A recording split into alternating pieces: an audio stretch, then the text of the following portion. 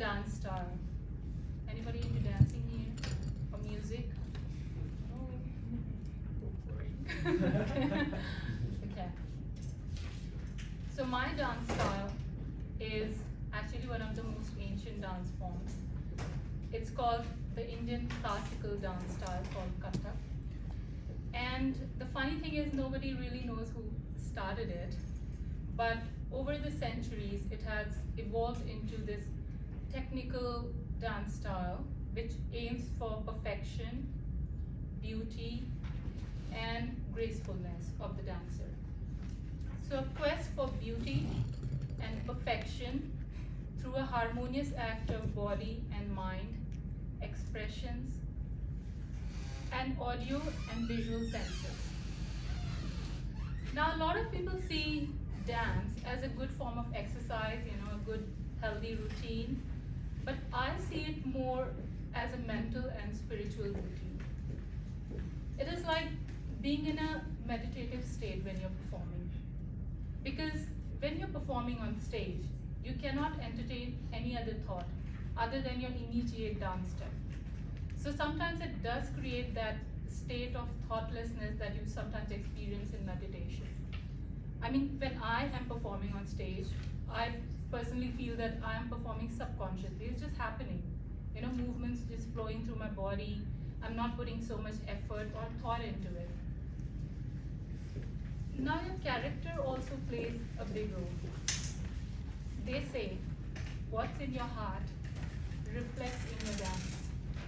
And over the years, I have been practicing for almost 8-9 years now, and I have seen many, many dancers. And some of those dancers have been practicing for years, and they still never attain that, wow factor. And sometimes those newcomers and novices, they do have that wow factor. So dance or any performing arts is a reflection of your intentions and purity of your heart. So traditionally they say that dance comes to you. It chooses you when you're ready. And you could be ready in maybe 2 years or 10 years or maybe never. So it is a calling. Now, pursuing any classical art form, it requires years of patience, dedication, discipline, and sacrifice, and sometimes at superhuman levels. I mean, I have made so many adjustments in my professional life and personal life just to accommodate dancing. Like practicing each piece for 300 to 400 times at least, or trying to accommodate a 2-hour practice routine while also maintaining my career. Sometimes it feels like a torture.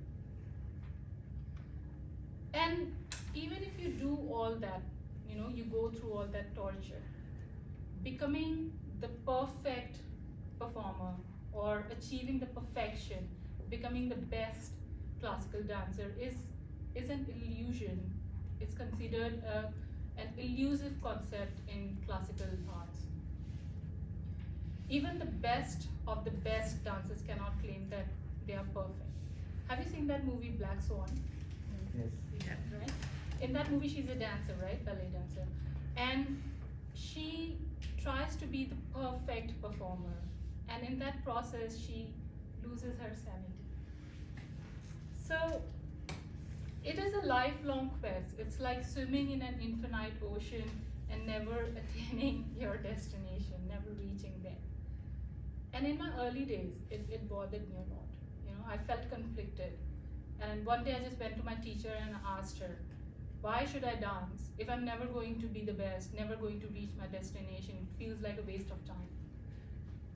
And my teacher said to me, you dance for yourself. You don't dance for others. You don't even dance for God. You perform for yourself. Your audience is just a witness of your joy of dancing. And I think that principle, it applies not just to dancing or performing arts, it applies to public speaking as well. You perform for yourself. Even as a performer, you do not try to impress.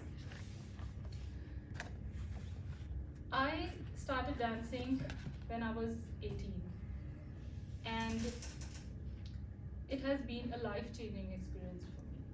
You know, my 20s were pretty messy, you know, lots of ups and downs, and a lot of things happened, and the worst part was that it made me into a very negative person. You know, I lost that sense of purpose in life. But ever since I started dancing, I picked up in my late 20s, and I'm still continuing it with full focus and dedication. And it has given me a sense of purpose in life, and it has made me into a lot positive person.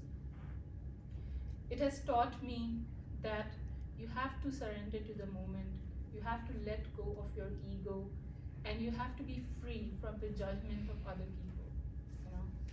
And it has taught me that sometimes journey is more important than the destination.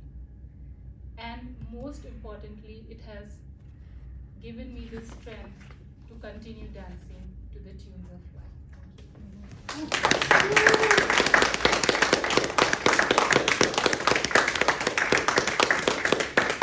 Thank you, that was fantastic. Now, two questions. Question number one, basically, who has danced in the last 4 weeks here?